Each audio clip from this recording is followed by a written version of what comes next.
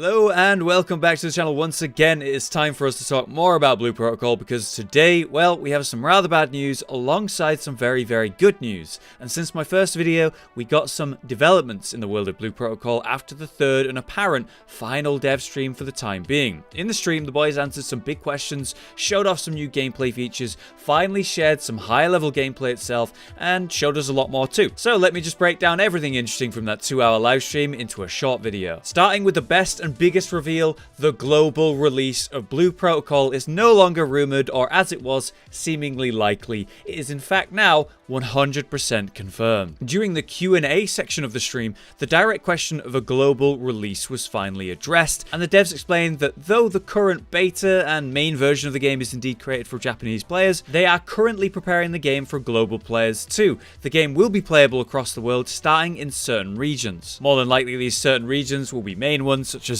NA in Europe alongside other large nations too, but it does confirm that they're already actively working on it, and it's fully intended. Naturally, this isn't quite like they gave us a date, like a release date for that, and they'll no doubt want to be well on their way for proper release of the game post-beta before we see any real timeline for our Western release, but any shadow of doubt about global release has been removed, and we now know that it is indeed coming, so that's great news. I'll be certain to keep my eye on any new information regarding that, and you can expect any new info on that here on the channel when it comes. So that's the good news out of the way, but alongside it comes some unfortunate news too. The beta that was originally planned to occur for about 4 days sometime this month in March is delayed. It was pushed back to be next month sometime mid-April due to coronavirus concerns and issues. Bandai Namco decided to push back the closed beta because of their concerns with the outbreak, and even worse, that further delays are possible, unfortunately. Though this obviously sucks for us or any player looking to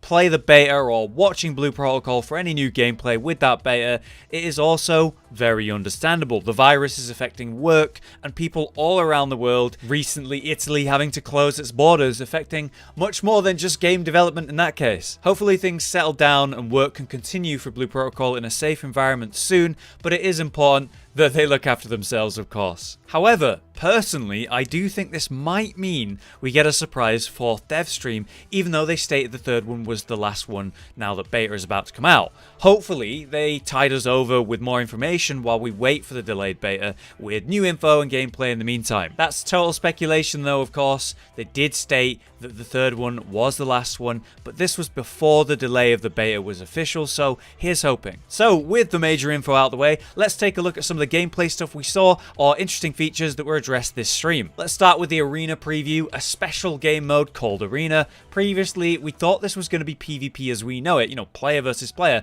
but apparently they meant party versus party, a PvE mode where waves of monsters spawn and you need to kill them all before a timer runs out. Smaller parties will face a simpler, more manageable challenge, but bigger parties or even raids will face much more complicated and difficult situations. Supposedly though, it should require a pretty large group and strong organization to succeed, but is still possible in those smaller groups. There will be matchmaking for this, so you won't need to form a party yourself with a big guild or group if you want to try bigger battles or attempts. This does, however, put PvP in a more questionable light. As mentioned before in my first Blue Protocol video, there's been multiple data mined modes that really sound like PvP, called Bounty, Payload, and Domination. Here's hoping we get more info on that or even see it in the beta soon. I'm not sure about this. I mean, yes, those data mined game modes sound like PvP modes, but they could just be something different, PvE style, than what we're used to or what we're aware of. Time will tell though, and I'm still hopeful for PvP in Blue Protocol. The main chunk of the preview had us watching the devs progress through the Dragon's Claw dungeon,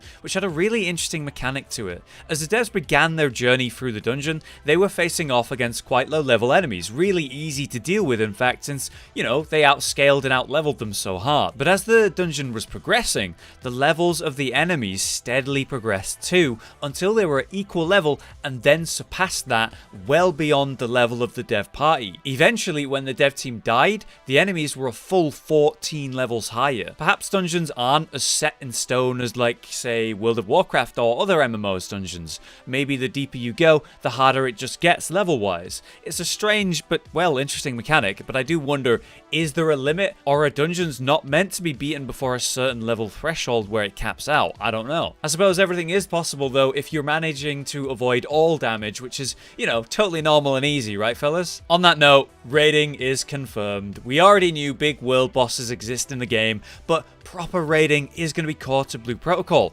Originally, they were set to have 30-man raids, but that limit was then lowered to 20-man raiding, maybe because of the crazy spell effects that are already going on in the game from both teammates and enemies. Maybe it'd be a bit too much with 30, or maybe more mechanically, it's easy to manage 20-man raiding. Whatever the case, I can definitely tell you that I'm looking forward to doing some big group PvE. The last time I did anything like that in an action-orientated game like this was in Kurt's Pell, which was much more, you know, 1v1 solo content. Big raiding in this style of game just sounds good to me. We also had lots of confirmation about some smaller details, like the fact that you can happily use a gamepad controller to play the game. Even though it is currently designed as a PC game, this is a really interesting feature so early into development because, well, it certainly points towards a console version of the game, maybe in the next gen. Maybe they're already thinking about that. More and more big MMOs exist on consoles now, and with the next generation of consoles just around the corner,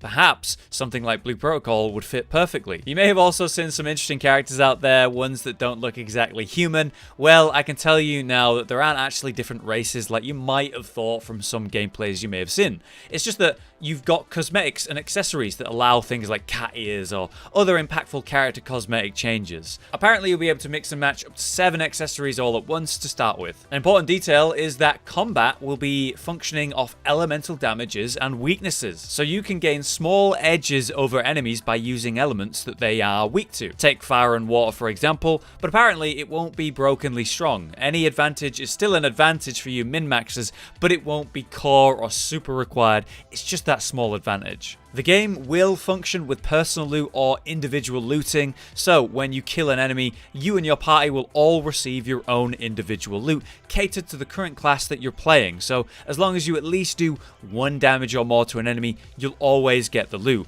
And for XP, it should be the same. Any tiny bit of damage done will actually provide full XP as if you helped from 100 to 0. You just need to tag the mob for both that XP and loot. This removes any potential ninja looting in the game, but I do wonder if items will be tradable. Say something drops from me and I don't need it, and a friend of mine in my party could use it. Can I pick it up and give it to him? That'd be nice. Some super minor details were talked about too, such as how the night and day cycle will swap over roughly every 14 minutes or thereabout. We've got a mailing system for communication and of course sending items to each other. Dungeons and raids will be something that you can attempt in smaller groups or even solo, but of course it will be extremely hard. The health pools and the enemy aggro that you'll be dealing with will be nigh impossible to handle, but hey, totally possible for the dedicated few. And finally, hidden quests are apparently a thing. You have to find them by finding and interacting with certain items or following conversations with certain NPCs. Naturally, regular questing is core to the game and you'll easily know where to go and see what quest is next, right? But it is cool that we got secret stuff hidden in between that all. For now though, that's all the main info I have to share with you from the last dev stream.